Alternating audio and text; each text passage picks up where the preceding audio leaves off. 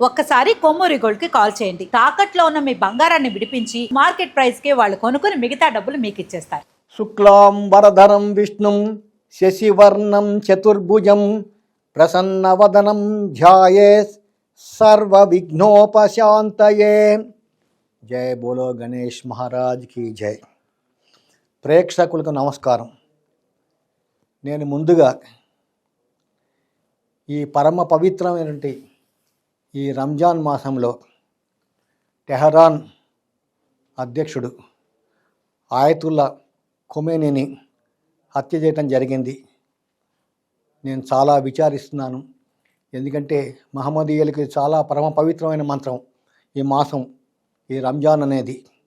వాళ్ళు చాలా ఉదయం పొద్దున 5 నుంచి రాత్రి 6 గంటల దాకా వాళ్ళు ఉమ్ము కూడా లోపలికి తీసుకోరు. అంత కఠినమైనటువంటి దీక్ష చేస్తున్న సమయంలో చాలా ఈ పరమ పవిత్రమైన ఈ మాసంలో ఇరాన్ అధ్యక్షుడిని చంపటం నాకు చాలా బాధాకరంగా ఉంది.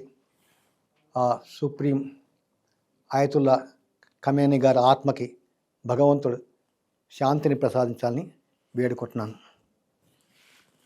ప్రస్తుతం ఇజ్రాయెల్కి ఇరాన్కి భీకరమైన యుద్ధం జరుగుతోంది.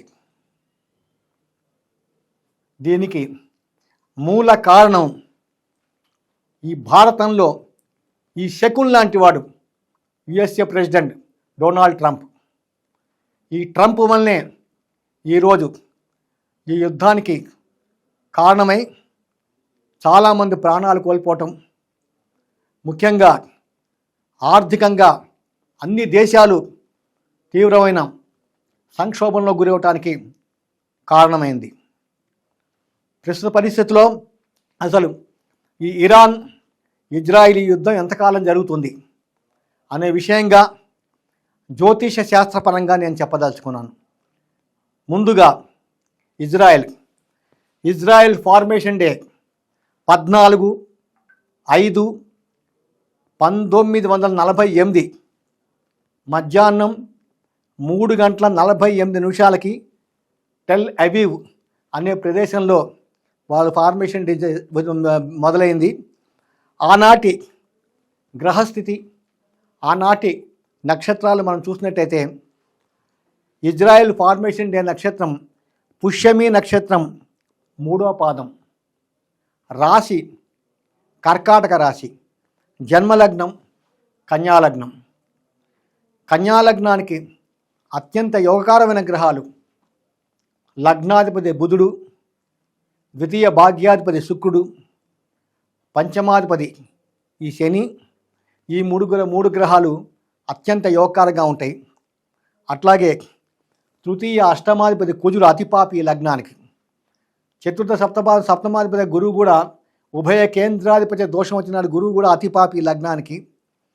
లాభాధిపతిగా చంద్రుడు సామాన్యమైన ఫలితాలు ఇస్తాడు. ఈ రవి వ్యయాధిపతిగా ఈ లగ్నానికి అతిపాపి.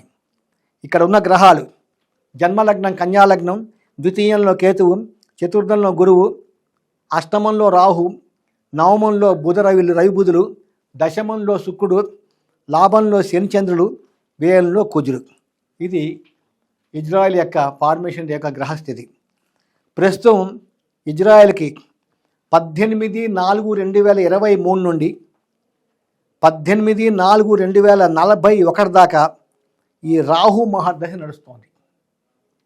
ఈ రాహు జన్మలగ్నం నుంచి అష్టమ స్థానంలో ఉన్నాడు. ఈ రాహు కేతువులకి ఒక లక్షణం ఉంది. వాళ్ళకి జ్యోతిష శాస్త్రంలో ఒక సొంత ఇల్లంటూ ఉండదు. వాళ్ళు ఎప్పుడు కూడా రాశి చక్రంలో యాంటీ క్లాక్ వైజ్గానే తిరుగుతారు. కాబట్టి ఆ రాహుకేతులు ఎవరింట్లో ఉంటే, ఏ గ్రహంతో కలిసి ఉంటే, ఏ నక్షత్రం మీద ఉంటే, ఎవరి ద్వారా చూడబడితే వాళ్ళ ఫలితాలే రాహుకేతులు ఇస్తారు. ఇక్కడ రాహు అష్టమ స్థానంలో ఉన్నాడు కాబట్టి, అక్కడ అష్టమ స్థానం మేషరాశి అయింది కాబట్టి అక్కడ ఫలితాలు మొత్తం కుజగ్రహం ఇస్తాడు.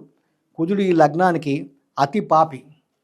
ఈ కుజుడు వ్యయ స్థానంలో ఉన్నాడు కాబట్టి 2023 నుంచి ఇక్కడ 25 డిసెంబర్ దాకా కూడా రాహు మహర్దశలో రాహు అంతర్దశ జరగడం వలన అనేక సార్లు ఈ యొక్క ఇరాన్ మీద యుద్ధం చేయడానికి అవకాశం ఏర్పడింది. ఎందుకంటే మొత్తం ఈ ప్రపంచంలోని ముస్లిం దేశాన్ని కంట్రోల్ చేసేవాడు రాహు.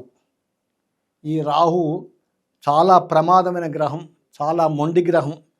ఆయనకి జ్యోతిష శాస్త్రంలో 18 సంవత్సరాల యొక్క ఆయన మహర్దశ ఉంది. ప్రస్తుతం ఇజ్రాయెల్కి 30/12/2025 నుండి 24/5/2028 దాకా రాహు మహర్దశలో గురువు యొక్క అంతర్దశ జరుగుతుంది. ఈ రాహు మహర్దశలో గురువు అంతర్దశ జరిగినప్పుడు గురువు కన్యాలగ్నానికి చతుర్థ సప్తమాధిపతిగా చతుర్థ స్థానంలో స్వక్షేత్రంలో ఉండటం వలన ఉభయ కేంద్రాధిపతి దోషం వచ్చిట రావటం వలన ఈ రాహువులో గురువు ఏమాత్రం కూడా యోగం చేయడు. కొన్ని వేల కోట్ల రూపాయలు ధన నష్టానికి, ప్రాణ నష్టానికి కూడా ఆస్కారం ఉంది. కాబట్టి బెంజమిన్ నెతన్యాహు తొందరపాటు నిర్ణయాలు తీసుకుంటే ఆయన ప్రాణానికి కూడా ముప్పు ఏర్పడుతుంది. నమస్కారం.